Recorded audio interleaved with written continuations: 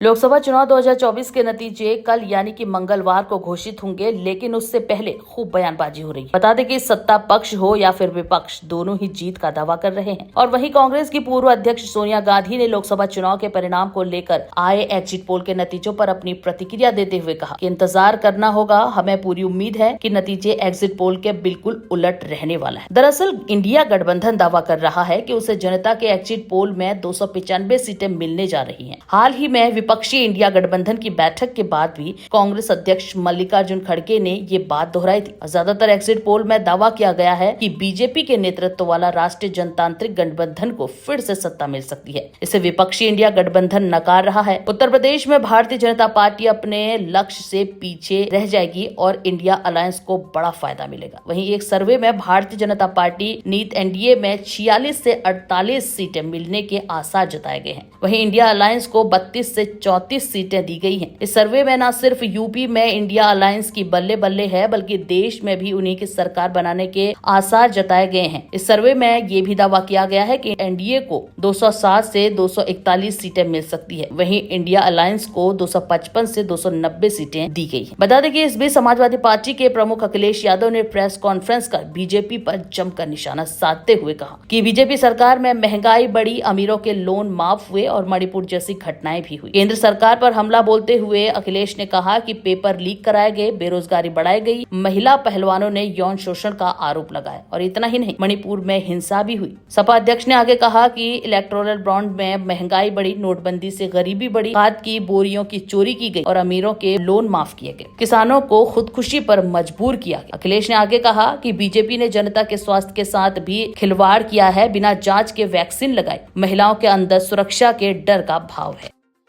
आज दुनिया के सबसे बड़े लोकतंत्र भारत के सबसे बड़े चुनाव उत्सव का 7वां चरण पूरा हुआ है और यह सबसे बड़े लोकतंत्र का सबसे बड़ा चुनाव हुआ। सबसे पहले तो इसको सफल तरीके से आयोजन के लिए मैं चुनाव आयोग को तहे दिल से धन्यवाद देना चाहता हूं, जिसने इस लोकतंत्र के पर्व को बहुत अच्छे तरीके से और पूरी ताकत के साथ इसको अंजाम तक पहुंचाया है।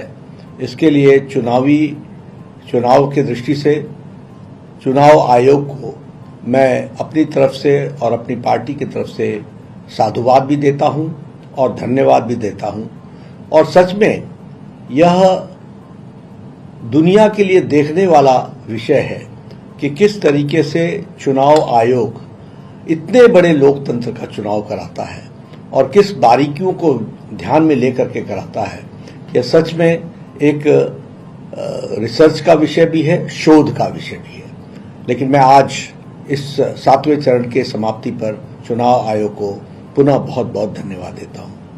मैं इसके साथ साथ हमारे चुनाव आयोग के लाखों कर्मचारी जो जमीन पर उतर करके जिन्होंने मतदान को सफलतापूर्वक पूरा कराने में अपना योगदान किया है, और सुरक्षा कर्मियों ने जिन्होंने दिन रात मेहनत करके कानून व्यवस्था को बना करके लोगों का लोकतंत्र में विश्वास को मजबूती देते हुए चुनाव आयोग के इस मंशा को कि चुनाव आयोग निष्पक्ष हो, इसको पूरा करने में हमारे लाखों चुनाव आयोग के कार्यकर्ता और साथ में सुरक्षा कर्मचारी, उनको भी मैं धन्यवाद देता हूं जिन्होंने इस काम को अंजाम तक पहुंचाया है। और मैं इस घड़ी में, इस समय जब लोकतंत्र का पर्व, लोकतंत्र का सबसे बड़े लोकतंत्र का चुनाव संपन्न हुआ है, तो मैं अपने मतदाताओं को भी बहुत बहुत धन्यवाद देता हूं, जिन्होंने इतनी भीषण गर्मी में 7 फेज में अपने पूरे ताकत के साथ मतदान किया और इस पर्व को सफल बनाया है। तो ऐसे मेरे मतदाता भाई, उनको भी मैं प्रणाम करता हूं, धन्यवाद देता हूं और उन्होंने इस लोकतंत्र को सफल बनाने में अपना योगदान किया है। मैं विशेष करके अपने युवा साथी नव मतदाताओं को भी बधाई देना चाहता हूं, जिन्होंने पहली बार अपने मत का प्रयोग किया और प्रजातंत्र के इस उत्सव में भागीदारी उनकी रही, उनको भी मैं विशेष करके धन्यवाद देता हूं। मैं धन्यवाद देता हूं अपने यशस्वी प्रधानमंत्री जी को, जिनके नेतृत्व में भारतीय जनता पार्टी ने चुनाव लड़ा, और मैं अपने करोड़ों कार्यकर्ताओं को, जिन्होंने मोदी जी के नेतृत्व में, प्रधानमंत्री जी के नेतृत्व में दिन रात एक करके हमारे मतदाताओं को जागृत किया, हमारे मतदाताओं तक पहुंचे, घर घर संपर्क किया और इतनी भीषण गर्मी में उनको मतदान के लिए प्रेरित किया, और इस उत्सव को मनाने में उनका जो सकल योगदान रहा और जो सकल भागीदारी रही, उसके लिए मैं करोड़ों कार्यकर्ताओं को बहुत बहुत साधुवाद भी देता हूं, धन्यवाद भी देता हूं, जो पिछले 4 महीने से अथक प्रयास कर रहे थे, और आज वो घड़ी आई है जब वो सारा पूरा हुआ है। मैं प्रधानमंत्री मोदी जी को, जिनके नेतृत्व में सारा चुनाव लड़ा गया और जिन्होंने हर परिस्थिति में देश की जनता को जागरूक रखने में और जागरूकता के दृष्टि से आगे बढ़ाने में कोई कसर नहीं छोड़ी, मैं अपने यशस्वी प्रधानमंत्री जी को तहे दिल से धन्यवाद देता हूं, जिनकी कड़ी मेहनत और इस प्रजातंत्र के उत्सव को अंजाम तक ले जाने में उन्होंने जो अपना नेतृत्व और उनकी नेतृत्व क्षमता जो हम सबको देखने को मिली है, उसके लिए मैं उनको धन्यवाद देता हूं। लगभग 206 चुनावी रैलीज प्रधानमंत्री जी ने की, लगभग कोई 23 रोड शो किए और लगभग 82 इंटरव्यूज उन्होंने दिए। यानी देश की जनता को तक पहुंचने में प्रधानमंत्री जी ने अथक प्रयास किया, और इस पर्व में जो मुद्दे थे उन मुद्दों को जनता तक पहुंचाने में उनके प्रयास जरूर रंग ला रही है, और मैं पुनः प्रधानमंत्री जी को धन्यवाद देता हूं। मैं गृह मंत्री जी को, जिन्होंने लगभग 180 सभाएं और रोड शो मिलाकर के किए, मैं राजनाथ सिंह जी को, नितिन जी को, सब लोगों ने जो बहुत एक्सटेंसिवली चुनाव में अपने आप को लगाया और रैलियां की, रोड शो की, मैं जनसभाएं की, मैं तहे दिल से उनको इसके लिए धन्यवाद देता हूं। और मैं इस चुनावी प्रक्रिया के लिए पुनः हमारे प्रधानमंत्री मोदी जी के प्रति कृतज्ञता व्यक्त करता हूं, जिनके अथक प्रयास से पार्टी उनके नेतृत्व में एक सफल आयोजन को कर सकी है और सफलता के साथ साथ अच्छे नतीजे के इंतजार में बैठी है। तो मैं पुनः प्रधानमंत्री जी को इसके लिए तहे दिल से करोड़ों कार्यकर्ताओं की तरफ से उनके इस अथक प्रयास के लिए, अथक मेहनत के लिए और उनके जो नेतृत्व है उसके लिए मैं प्रधानमंत्री जी मोदी जी को धन्यवाद देता हूं और कृतज्ञता व्यक्त करता हूं। मैं कार्यकर्ताओं का भी शुक्रगुजार हूं और अपने एनडीए के सभी घटक दलों का, उनका भी मैं धन्यवादी हूं, जिन्होंने बढ़ चढ़ करके हिस्सा लिया, मेहनत की और अपनी बातों को पहुंचाने में सफल रहे हैं। मेरा मानना है कि यह चुनाव एक तरीके से हमारे मतदाता इस चुनाव में सक्षम भारत, सामर्थ्यवान भारत, विकसित भारत, आत्मनिर्भर भारत और अर्थव्यवस्था में आगे बढ़ने वाला भारत, इसके लिए चयन करेंगे और ये तुष्टीकरण, परिवारवाद, भ्रष्टाचार, इनको धत्ता दिखा करके इनको किनारे लगाएंगे और देश को मजबूती प्रदान करने में पूरा योगदान करेंगे। मेरा पूरा विश्वास है कि भारत के मतदाता प्रधानमंत्री मोदी जी के नेतृत्व में मेरी पार्टी, हम सबकी पार्टी भारतीय जनता पार्टी को 370 से ज्यादा सीटें देंगे और एनडीए 400 पार करेगी। इस विश्वास के साथ मैं भारत के इस लोकतंत्र के चुनाव में भाग लेने वाले सभी लोगों को बहुत बहुत धन्यवाद देता हूं और साथ में मैं यह भी कहना चाहूंगा कि यह लोकतंत्र का पर्व जो दुनिया का सबसे बड़ा पर्व रहा, इसमें आपकी भागीदारी के लिए आपको बहुत बहुत धन्यवाद। We are united only. Why you are dividing? चुप चुप बोलिए। और हमें नहीं भाई, इतने लोग यूनाइटेड है, ये बालू जी ऐसा ठहरे हमारे सामने, वो झाड़ के जैसा इतने लंबे हैं और सभी लोग हैं, केजरीवाल जी, इन्हों है, अखिलेश साहब है, तेजस्वी है, येचुरी साहब है, राजा साहब है, सभी लोग हम यहाँ पर पवार है और मान है सबसे चीफ मिनिस्टर पंजाब, ये सभी लोग हैं। इसीलिए हम एक है, एक रहेंगे। हमारे को डिवाइड करने की कोशिश मत करो। नमस्कार। मैं तहे दिल से सुप्रीम कोर्ट का शुक्रिया अदा करना चाहता हूं, बहुत बहुत। उन्होंने चुनाव प्रचार करने के लिए मुझे ये मोहलत दी थी। 21 दिन कल पूरे हुए। अब यहां से मैं सीधा तिहाड़ जा रहा हूं। ये 21 दिन मेरे लिए बहुत विस्मरणीय है। मैंने एक भी मिनट खराब नहीं किया। रात दिन 24 घंटे देश को बचाने के लिए प्रचार किया है। केवल आम आदमी पार्टी के लिए प्रचार नहीं किया, सारी पार्टियों के लिए प्रचार किया। बंबई भी गया, भिवंडी भी गया, हरियाणा भी गया, उत्तर प्रदेश भी गया, पंजाब भी गया, जमशेदपुर भी गया। जहां मौका मिला, जहां जिसने बुलाया, उसी के लिए प्रचार करने के लिए गया, देश बचाने के लिए। मेरे सामने देश था। आम आदमी पार्टी इंपॉर्टेंट नहीं है, आम आदमी पार्टी सेकेंडरी है, पहली हमारे लिए देश है।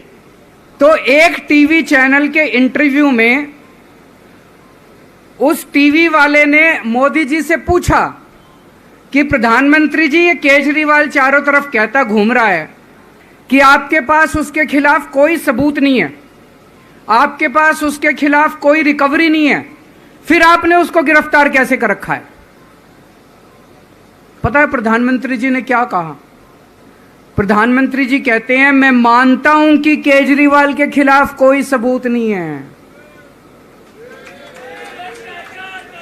मैं मानता हूं कि केजरीवाल के खिलाफ कोई रिकवरी नहीं है, क्योंकि केजरीवाल अनुभवी चोर है। अभी कल एग्जिट पोल आए हैं, मेरे से लिखवा लो, सारे एग्जिट पोल फर्जी हैं, बिल्कुल फर्जी हैं। एक एग्जिट पोल वाले ने राजस्थान में टोटल 25 सीट है, उसमें 25 में से 33 दे दिए उन्होंने बीजेपी को। ऊपर से आया होगा भाई बीजेपी को ज्यादा देने हैं, तो उसने कहा मोदी जी क्या याद रखोगे आप भी, आपको 25 में से 33 दे दिए। तो पूरा का पूरा फर्जी है, पूरा एग्जिट पोल फर्जी है। लेकिन असली मुद्दा ये है, इनको गिनती से 3 दिन पहले फर्जी एग्जिट पोल कराने की क्या जरूरत थी, ये समझने वाली बात है। मेरे को भी समझ नहीं आया। कई सारे लोगों की कई सारी बातें चल रही हैं। एक ये चल रहा है कि इन्होंने मशीनों का घोटाला कर दिया, लेकिन मैंने संदीप पाठक को भी बोला है और मैं सारे इंडिया गठबंधन की पार्टियों को बोलना चाहता हूं, अपने अपने काउंटिंग एजेंट को बोल दो, पूरी तरह से सतर्क रहे। आखिरी तक अगर हार भी रहे हैं तब भी उठ के ना आए। कई बार क्या होता है, 1 राउंड में, 2 राउंड में, 3 राउंड में हार गए तो उठ के चले जाते हैं। उठ के नहीं जाना। सबसे लास्ट में रैंडम जितने बूथ होते हैं, ईवीएम मशीन होती है, उसकी पर्चियां पड़ती हैं। उन पर्चियों में से 5% पर्चियां उठाई जाती हैं। उन 5% ईवीएम की मैचिंग वीवीपैट की स्लिप से कराई जाती है। वीवीपैट पे जो स्लिप है उसकी काउंटिंग होती है, जैसे बैलेट पेपर की काउंटिंग होती थी, और उसकी काउंटिंग और ईवीएम की चेकिंग होती है दोनों की। एक भी मशीन अगर मैच ना करे तो वहां चुनाव रद्द कर दिया जाता है। तो अगर आपने ये चेकिंग कर ली वहां पे, तो इसका मतलब फिर ईवीएम का घोटाला हम बचा सकते हैं। फिर ईवीएम के घोटाला अगर कर रखा इन्होंने तो हम उसको एक्सपोज कर सकते हैं। एक थ्योरी ये चल रही है कि अगर इन्होंने कल ही कम सीट दिखा दी होती एग्जिट पोल वालों ने, तो हो सकता है कि इन दोनों के खिलाफ आरएसएस में और बीजेपी में कल ही बगावत शुरू हो जाती। 4 तारीख तक इंतजार ही नहीं होता, हो सकता है। तो कई सारी थ्योरी चल रही हैं, लेकिन अपने को सतर्क रहना है, चौकन्ना रहना है। मेरा अपना मानना है कि 4 तारीख को इनकी सरकार नहीं बन रही है। हम और आप पूरे जनता के बीच में थे पूरे चुनाव भर, और इतनी तपती हुई गर्मी में, भीषण गर्मी में लोगों ने इस लोकतंत्र को, संविधान को मजबूत बनाने के लिए मतदान किया। कहीं भी किसी जगह पर ऐसा नहीं दिखा कि भारतीय जनता पार्टी के समर्थन में लोग आए हों। उनके टेंट खाली थे, मैदान खाली थे, और इसमें से कई साथी ऐसे हैं जो एग्जिट पोल में शामिल हैं। वो और उनकी संस्थाएं भारतीय जनता पार्टी के लिए बूथ मैनेजमेंट का भी काम करती हैं, समय समय पर बूथ की जानकारी भी देती हैं। जो सवाल हमसे आप पूछ रहे हैं, वो सवाल मेरे मीडिया कर्मियों से ये भी है कि उन लोगों से भी पूछें कि जो एग्जिट पोल वाली संस्थाएं और एजेंसियां हैं, क्या वो भारतीय जनता पार्टी के लिए पिछले कई वर्षों से बूथ मैनेजमेंट का काम कर रहे हैं कि नहीं कर रहे हैं। तो जो लोग उनके समय समय पे बूथ मैनेजमेंट का काम कर रहे हैं, वही एग्जिट पोल मैनेजमेंट के लिए आए हैं। वो माहौल बना रहे हैं, विपक्ष के लोगों को डराना चाहते हैं। ये राजनीति इनकी पहले से रही है और इसी तरह करते आए हैं, लेकिन इस बार जनता भी तैयार है और इस देश का नौजवान से लेकर के हर वर्ग के लोग तैयार हैं कि उन्हें अपने मतदान किए हुए की रक्षा करनी है।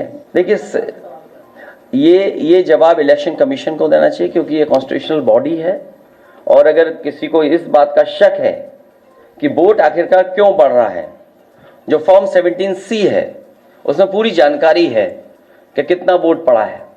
मुझे उम्मीद है कि इलेक्शन कमीशन तमाम नियमों का पालन करेगा और एजेंट से लेकर के जो जानकारी है वो भी सही देंगे। एजेंट जो मौके पर रहेंगे उनको भी सुरक्षा का इंतजाम इलेक्शन कमीशन करेगा, क्योंकि जब भारतीय जनता पार्टी कमजोर दिखेगी, हार की तरफ जाएगी, तो शासन प्रशासन उनका है। उनकी कोशिश होगी कि एजेंटों को भी डराएं धमकाएं। आर्थिक रूप से इलेक्टोरल बॉन्ड का ऐतिहासिक भ्रष्टाचार किया। इलेक्टोरल बॉन्ड के माध्यम से पैसा कमाने के लिए मुनाफाखोरी को बढ़ावा दिया, जिसने महंगाई को बढ़ाया। अपने फायदे के लिए भाजपा ने जनता पर बेतहाशा महंगाई थोप दी। नोटबंदी से व्यापार कारोबार चौपट कर दिया।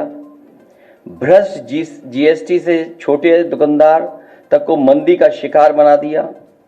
किसानों की जमीन हड़पनी चाहिए, काले कानून लाने चाहे, खाद की बोरी की चोरी की, लाभकारी मूल्य नहीं दिया, 35 सालों की सबसे बड़ी बेरोजगारी में देश को धकेला, महंगाई से गरीब को और गरीब बना दिया, अमीरों के अरबों के लोन माफ किए लेकिन किसानों के ऋण के लिए आत्महत्या के लिए मजबूर किया, ब्याज की दरें घटाकर मध्यम वर्ग की बचत को बेकार कर दिया,